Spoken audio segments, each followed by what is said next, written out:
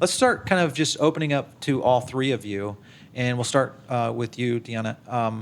And really kind of something that each of you do in your own restaurant concepts that you feel kind of meets this new food innovation, whether it's in an application or it's something unique and exciting for your guests. So if you just think, hey, this is one thing that our guests always come back to us for, it's what makes us who we are. How about you? I never actually have the guests in mind, which is very funny. It could sound a little awkward, but to me, it's, I think that if there's one thing that is a takeaway of Mi Tocaya is that it's an experience into Mexican cuisine. It's based out of tradition, but also through my lens. And, I think that everything always needs to be evolved. One thing that I think that I would like to see more is actually more people like him, myself. I think that what's changing is that there's more people embracing their actual cultural background and wanting to cook and be expressive about that. Right. Versus, it used to be, and still very much is that, you want to be a chef, then you go to France. Right. It's a European structure because, that's what the structure was. Sure. Right? That's what the structure is. Like, I find that in my kitchen, like, people have to unlearn everything that they know about cooking in general because, the European structure does not fit the Mexican, techniques, how we do sauces. And so, like, I think that that's kind of changing. Protein Bar and Kitchen, you guys have gone through some shifts. You've started to elevate things there at what you're doing. Tried, yes. What do you feel is kind of that thing? When Matt, the founder, started Protein Bar, he was one of the first people to put quinoa on the menu. Okay. And when he put quinoa on the menu 10 years ago, people didn't know what it was, let alone how to say it. Yeah. Right?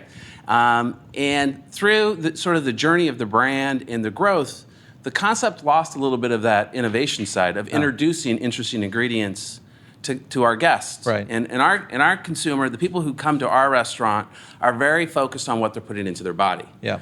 We are not a health food restaurant because health food has the connotation of not being very good, but we are definitely a better for you fast casual restaurant. Right.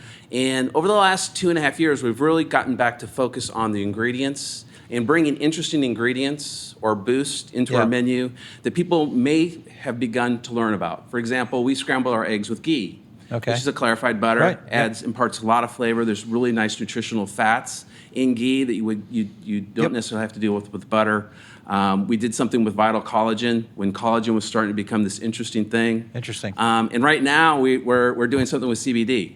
I don't recommend CBD for everyone, and we spent a lot of time finding the right CBD for us. So we know the farm that it's grown in Kentucky, right, that's GMO organic. We know that it's processed in Irvine, California, and it's third-party tested outside of Boston. Okay. But that sort of innovation in introducing, that's sort of how we're authentic, is about being thoughtful about ingredients that are better for you, that people are interested in.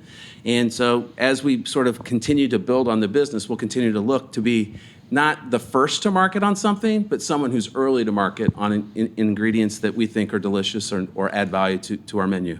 What we've been doing to kind of like pave the way, so to speak, or like leave our imprint, is we decided before we even opened, it took us a week and a half to get it going and figure out the kinks. We have this like, I'm like a very cheeky individual. I have a very cheeky sense of humor.